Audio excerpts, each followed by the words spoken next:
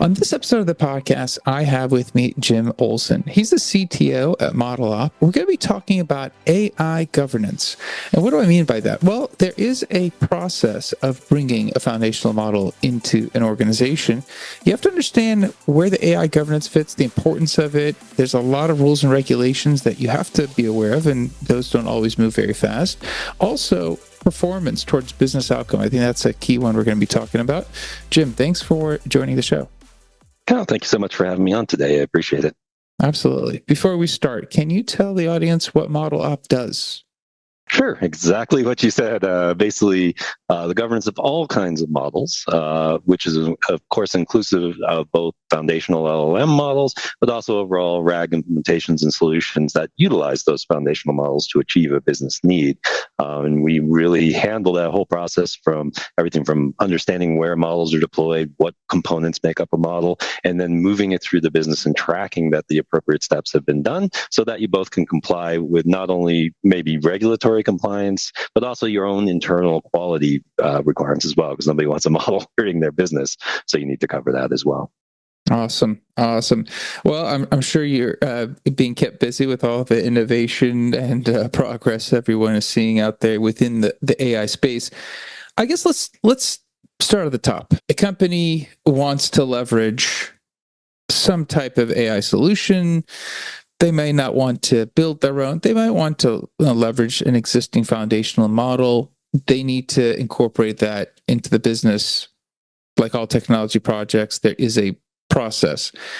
When we're talking about a foundational model in a company that is interested in leveraging it, what does the process look like? Because obviously a lot of people are probably familiar with technology projects or initiatives, and this might not be exactly the same. Yeah, well, a lot of that comes down to what their business goal is. The most common thing we're seeing being adopted within enterprise organizations today is kind of really two different business use cases. One being the traditional RAG kind of chatbot. I mean, that's the common one. You've got things like Microsoft Copilots or ChatGPTs or, all these kind of already canned solutions where they can do this rapidly, or they can implement it through LangChain code themselves and have their own agents and guardrails within it. But the other interesting one we're seeing as well is using it for summarization. So, for example, like a new prospectus comes out within a financial organization and you want to act on it fast. Can an LLM summarize that for you accurately and give you that advantage of being able to distill that information down to the pertinent points you care about for making an investing decision? So we're seeing those kinds of things. So people are evaluating the different foundational models in respect to what they're doing. A lot are just starting with the kind of out of the box, like Copilots or something like that, because they have a Microsoft contract and bring that in. So they're not doing a lot of analysis on the foundational model itself, but instead the overall business outcome. Like how is it performing at that RAG solution? And you see the same thing with the summarizations, except I see a lot more self-hosted models in those cases, because you can run a smaller model in that case because they're just doing summarization and get good results. So they're about taking multiples of those different self-hosted models, whether it being like Orca or Llama or any of the other smaller models that you can run in-house, and running them through their paces and seeing what they get results. And a lot of it is gut feel at this point, because there's not a ton of great measures out there. So it is still kind of that art, and that's where we're trying to bring some things in to help with that overall process. Yeah, I like how you mentioned, obviously, there's not a lot, and a lot of it is relying on other experiences, gut feel, intuition. When you're looking at the term AI governance, I think actually it'd be good to define what that actually means, because I think most of the audience should have heard about data governance. Maybe they haven't heard about AI governance. What does AI governance mean in this case? Well, AI governance as a whole stands kind of on, in our opinion, three pillars. First, you have to know what you have. If you don't know what's in your company, you can't even start. So, there's the inventory component that actually catalogs in detail what models, what makes up a model. Like, okay, which vendor models are you using? Are you using GPT-4? Are you using Microsoft Copilot? Or are you using whatever? And then what's the code associated with that goes out. So you need a robust inventory to actually track what's being deployed and what's getting out there and where it's being used in the organization. How many solutions use GPT-4 in your company? You might want to know that, when you get into these things. And then there's the actual process through which a model should go. The golden standard of model governance, not just AI governance, is what is referred to as SR 11.7. And that's been used for quite a while within the financial community. So what you see is very regimented steps where, like, for instance, you have things like the model developers develop the model, but they can't be the ones to review the model. It needs to be another group that reviews to do that. And how do you orchestrate that process? And ideally, it starts with a use case and actually assessing a risk to the use case before you even build anything, before you decide if you should use an LLM to do this. You got to start with what business risk is there. And then managing that process all the way through, automating that process is ideal, and that's what we do. And ongoing monitoring. Is the model drifting? Is it not performing correctly? If you do detect these exceptions, what happens? Do you file an exception report and determine whether you can keep using this model? And eventual retirement. All models have a shelf life. They need to be retired. So, you need to pull them out of service and understand that you need a replacement, and that it's time to maybe either refresh that model or recertify the model, or all these.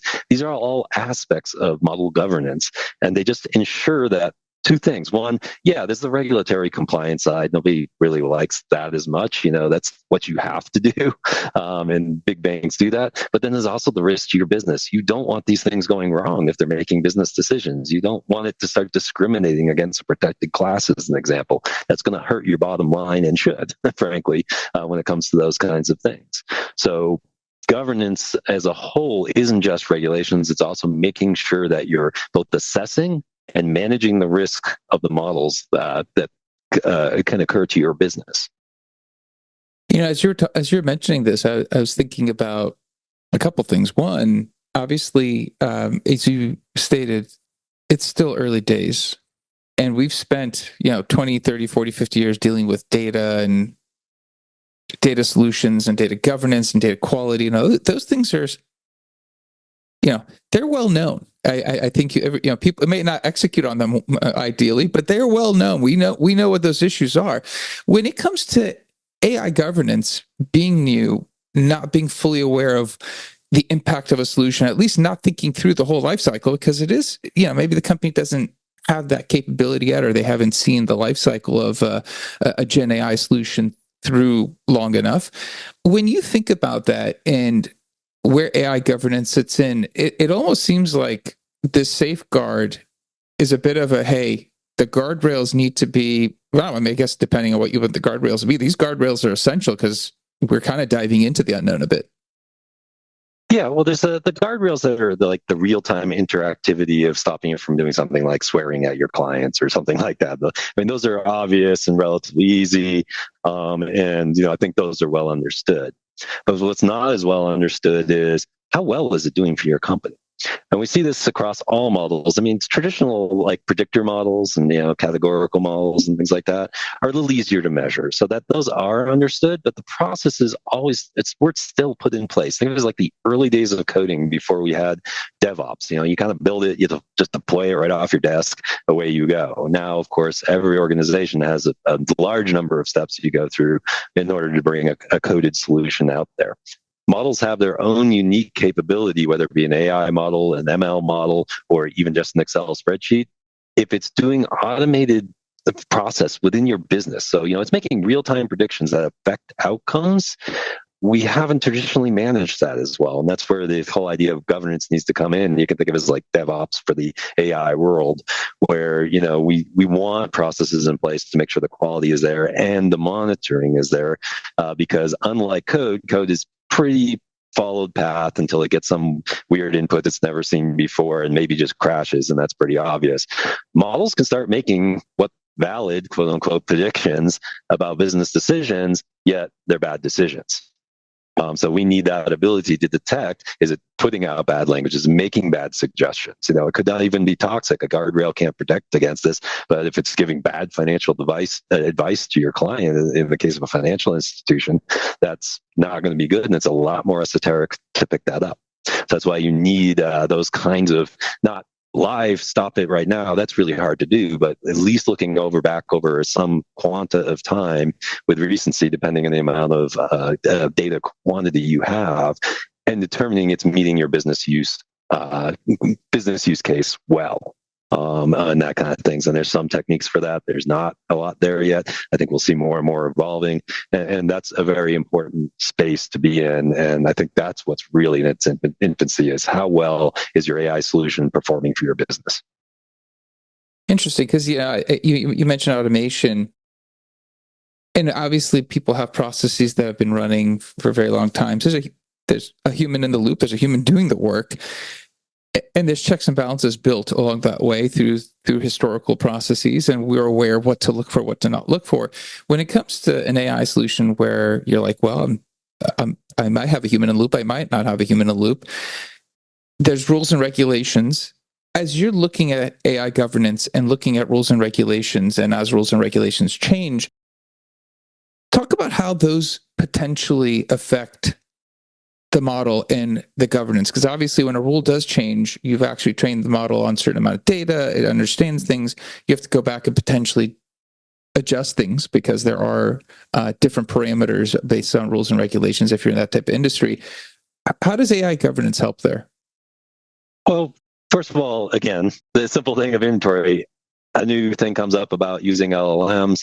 You now know every single model out there that you have as an implementation that uses an LLM. So you've covered like a huge part of the mountain climb right there, is identifying who is using what in business predictions that are exposed to externally or whatever the regulation is, and you can determine that very quickly. So that's very important. But then you can also go back, and again, that's why the robust inventory is important, is understand what kinds of data it's actually dealing with. Now, this is really tricky with LLMs. I don't know an LLM out there. I mean, there's a few open source ones that discloses their full data set.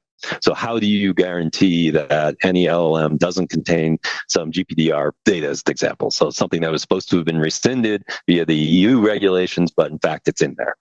And those are what we refer to as vendor models. There's not a lot about you as an individual you can do. You need to get protection from your vendor against that. And they need to be doing that internally, since you don't have that data.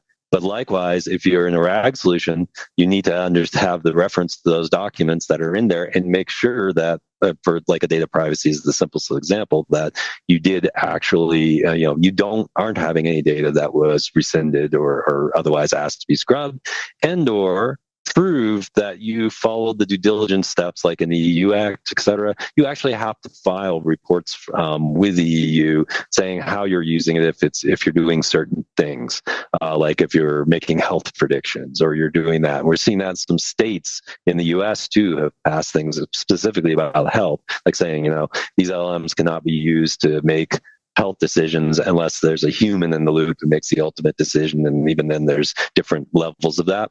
So you need to be able to prove that that was done if you were ever audited or there's any question on there. And that's where a governance process, where you can go back and show, yes, I did do all these steps to the best of my ability. It went bad. Technology goes bad. This happens, but look, we tried our best and I can prove it to you. And I think that's what most regulations are really trying to enact, not come down and wait for you to slip up and jump on you, but trying to make sure that you have good processes in place. I think that's a very interesting aspect that people are going to start having to pay attention to, because obviously as you mentioned, this is a new solution for a lot of people. And I think early on, obviously we're all kind of using intuition, and we're picking low-hanging fruit. As you mentioned, chatbots. I mean, certain things can go wrong, but there's also limitations of what can go wrong as it gets further into the company. That's going to be really interesting to kind of follow. One thing you'd mentioned that I definitely wanted to make sure we had time to cover was performance towards the business outcome. Obviously, this is all predicated on, we've identified a business need and identified what we are hoping for a business outcome. And Well, obviously, hopefully you do that before you start building something, ideally. well, we've been in technology long enough to know that's not always the case. It's sometimes misguided intentions. It's actually interesting. On a side note, I've been asking a lot of people about, especially engineers and technologists, when they listen to the business problem on the upfront discussion with business people, how quickly we all start modeling solutions in our minds. It's like you can't turn it off. It's always ever present. That's how I was. I mean, maybe it's more of a me thing, but it was interesting because I think a lot of times we start drifting into that world and we're trying to model that anyway. So I digress, but and that's, I think, where some of the requirements. I agree, by the way. So, yeah, I don't know. You start to figure it out because that helps you make it real. Yeah, you're like, oh, I think I could solve it this way because you're figuring out how to take the tools and make it versus listening to that business. Anyway, sorry, I digress. But that's something that's been coming up, and I find it as an interesting point. But when it comes to performance, talk to us a little bit about, and maybe obviously your solution lends itself well to this, but how do we measure that performance? How do we look at that? Well, there's a series of different things. There's things you want to look at up front, and then there's things where you want to establish a baseline. That's kind of the two things. So in traditional metrics, for instance, something as simple as accuracy, we know how accurate the model is. That's an upfront. There can be a minimum threshold, and away you go. When we start talking about more natural language solutions, and particularly generative AI, where it's more conversational in nature, you have to look at more like things like drift. So what you need to do, and this is where an automated process is extremely important, is establish baselines of data. So for instance, an easy example of this is, like a kind of like sentiment analysis. So basically, any response, whether it's positive or negative in general, that doesn't really tell you anything up front. But if I suddenly see that the sentiment drifting, like it was really kind of neutral, and now all of a sudden it's going really negative or really positive, and we see this change over time, it's a red flag. We need to go look at that. Another simple example is like top parts of speech count.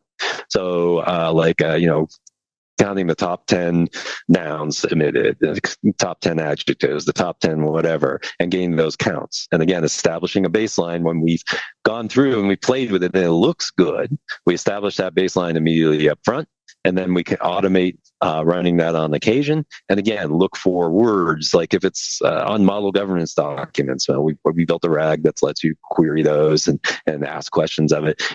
Typically, we do see things like data, governance, fairness is all the top words. So all of a sudden, I started seeing stuff about cars and recipes, and hey, what's going on? It's not germane to it. Another thing we can do is in a RAG solution, you can look at things like source documents that the answers are coming from, because the solutions will report what source documents they use.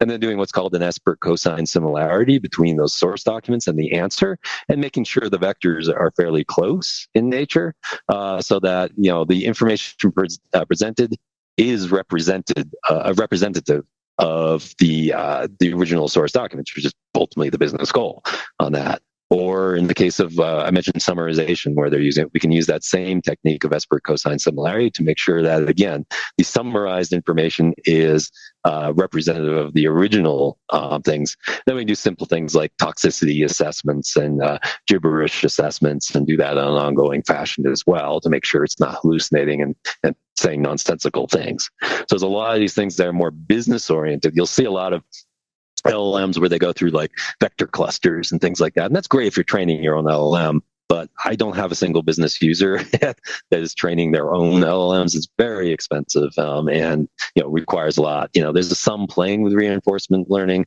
but I've never seen anyone actually put that into business. I'm seeing tons doing RAG solutions and summarizations and stuff where they are actually deployed, providing business value. So we need that higher level abstractions to kind of look at those. Interesting. As a follow-up, and I just, as you're speaking, I was thinking about this. You're seeing this on the ground, and you mentioned obviously not many are going to go build their own solution ground up. They're leveraging, you mentioned early on, Copilot, other similar initiatives. What are you seeing as learning lessons when it comes to AI governance? Because I'm not sure everyone is going to be familiar with it, but what are some of the learning lessons of not understanding the need of having AI governance early? I mean, it's one of those things. It's like I think I said I draw lots of parallelisms. I've been developing software for a long time, and I really do draw a lot of parallelisms back to the early days of coding, where there was no DevOps solution in place.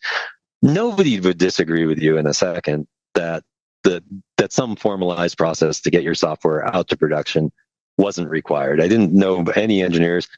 It just didn't feel you had the time for it. You're like, I got too much to do, things like that. And it isn't until you get those calls late at night at 2 a.m. that the system's down and it's a mess because of the item you just pushed out at Friday 8 p.m. and now your whole weekend's ruined. That people are going to start to feel those kinds of pains, and that's when you start to be like, oh yeah, maybe I should have some checks and balances before, because I don't want that call at 2 a.m. So that's more what we're starting to see. Is there's obviously regulated industries where they have to do this, so they're fine.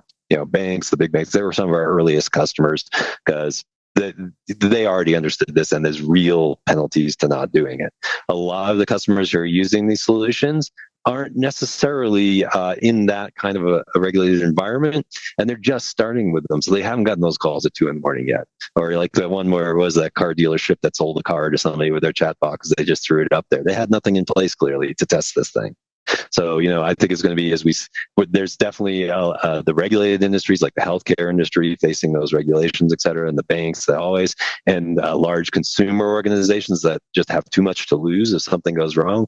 They have that big feeling right now. They're doing it. They're not that they realize that this is a must do. As we get down to somewhere, maybe it's not in the central of their business and they haven't felt that pain yet. It's more of a yeah, that would be good to do, but maybe I don't need to right now. I got more to do and that kind of things.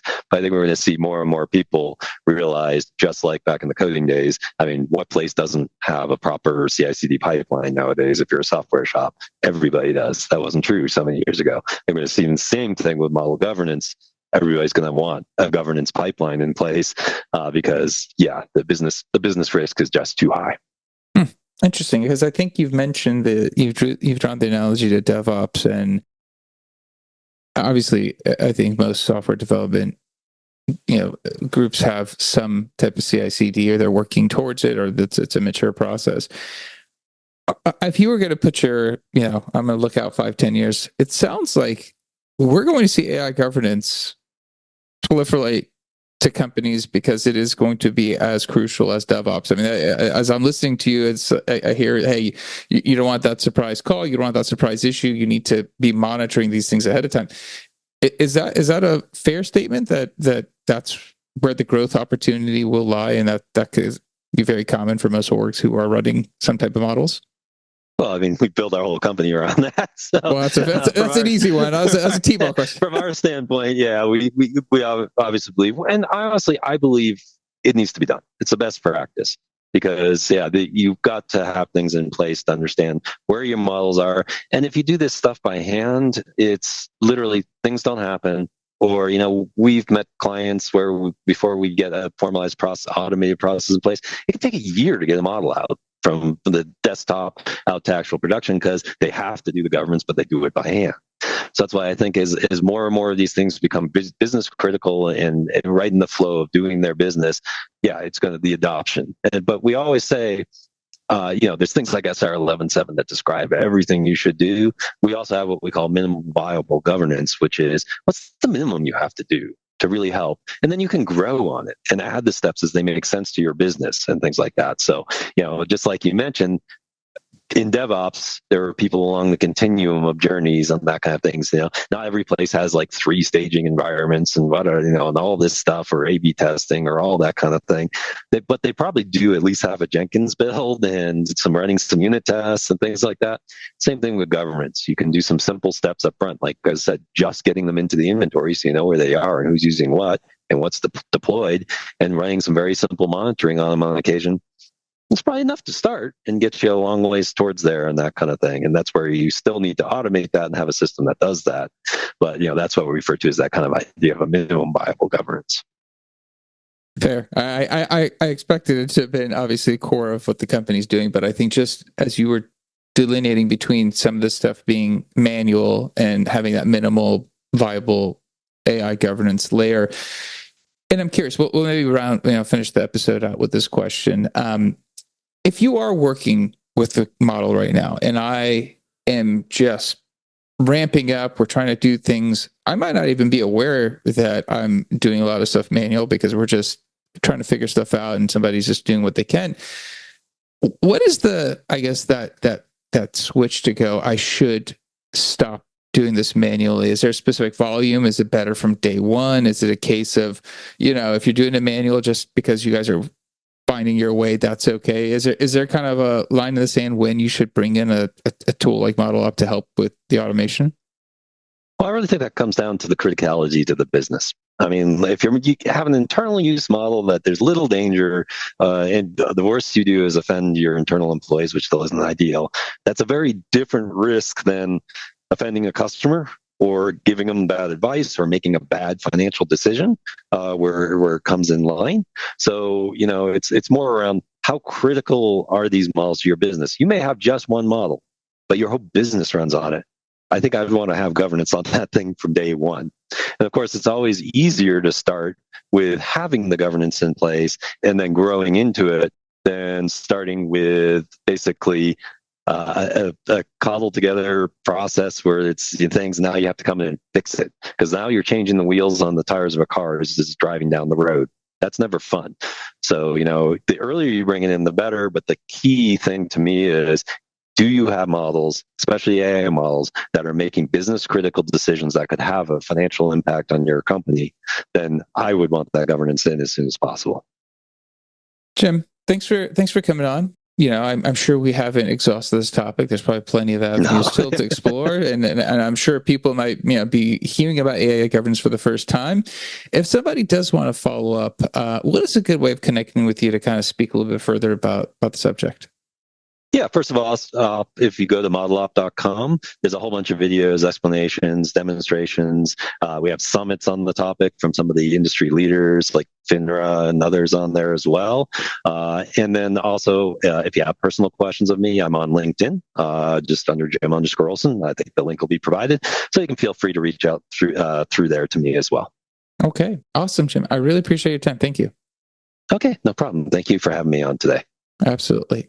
That's it for the episode. We'll be back again, different guest, different topic. Until then, two things. One, thought this was a great conversation because I don't think a lot of people are aware that automating AI governance is a thing and something that they need to be gravitating to. So hopefully that brought a baseline understanding. Please reach out to Jim or ModelOp if you need to learn more, because obviously I think we left a lot uncovered and uncharted, but it's been a great episode to kind of bring some of that initial understandings to everyone out there. So please share the episode with other people.